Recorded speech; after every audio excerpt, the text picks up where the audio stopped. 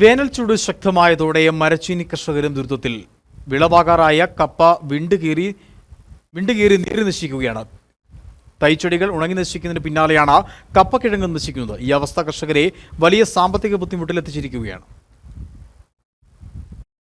വേനൽ ചൂട് ശക്തമായതോടെ കാർഷിക മേഖല വറുതിയിലാണ്. ഇതോടെ കാർഷിക മേഖല അപ്പാടെ തകിടം മറിഞ്ഞിരിക്കുന്നു. നാണ്യവിളകൾക്കൊപ്പം തന്നാണ്ട് വിളയായ മരച്ചീനിയും നാശത്തിന്റെ വക്കിലാണ്. കുടിവെള്ളം കിട്ടാക്കനിയായതിന് പിന്നാലെയാണ് കർഷകരുടെ നെഞ്ചെടുപ്പുയർത്തി വേനൽ ചൂട് ഉയർന്നത്. വരുന്ന ഓണക്കാലം ലക്ഷ്യമിട്ടിറക്കുന്ന കുംഭത്തിലെ കപ്പ കൃഷിക്കാണ് ഏറ്റവും കൂടുതൽ തിരിച്ചടി നേരിട്ടത്. സാധാരണ കുംഭത്തിൽ മഴ ലഭിക്കാറുണ്ട്, എന്നാൽ ഈ വർഷം അതുണ്ടായില്ല. മീനമാസം തീർന്നിട്ടും മഴ ലഭിച്ചതുമില്ല. ഇട്ട കപ്പത്തണ്ടുകൾ വെള്ളമൊഴിച്ച് കിളിപ്പിച്ചുമെങ്കിലും തുടർന്ന് ജലസേചനം നടത്താൻ സൗകര്യമില്ലാത്തതിനാൽ ഭൂരിഭാഗവും ഉണങ്ങി നശിച്ചു. ഈ നിലയിൽ മഴ പെയ്യാതിരുന്നാൽ നിലവിലുള്ളത് കൂടി നശിക്കും.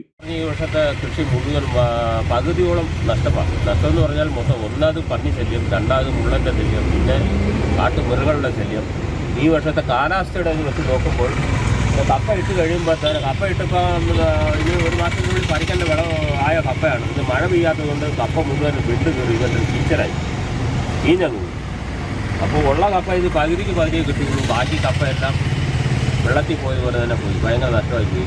വിളവാകാറായ കപ്പകൾ ചൂടിന്റെ കാഠിന്യം കാരണം വിണ്ടുകീറി ഉപയോഗശൂന്യമായി തീരുകയാണ്. വിളവാകാത്തതിനാൽ വിൽക്കാനും കഴിയുന്നില്ല. മരച്ചീനി കൃഷി നടത്തുന്നവരിൽ ഭൂരിഭാഗവും ഭൂമി പാട്ടത്തിനടുത്താണ് കൃഷി ഇറക്കുന്നത്. കാലാവസ്ഥ പ്രതിസന്ധി സൃഷ്ടിച്ചതോടെ വലിയ നഷ്ടമാണ് കർഷകർക്കുണ്ടായിരിക്കുന്നത്. പാട്ടപ്പണം പോലും നൽകാൻ കഴിയാതെ കർഷകർ വലയുകയാണ്. കാലാവസ്ഥ വ്യതിയാനം നൂറുകണക്കിന് കർഷകരെയാണ് നഷ്ടത്തിലാക്കിയിരിക്കുന്നത്. ഇപ്പോൾ 1 കിലോ കപ്പയ്ക്ക് 40 രൂപയാണ്. വരും വർഷം ഇത് ഇരട്ടിയിലധികമാകാനും ഇടയാകും.